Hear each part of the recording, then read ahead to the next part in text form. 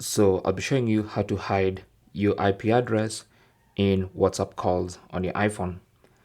So launch the WhatsApp app and then tap on the settings icon in the bottom right corner. On the settings page, go to privacy, tap on that. On the privacy page, you want to scroll down to advanced, tap on that. And here you should see the option to protect IP address in calls.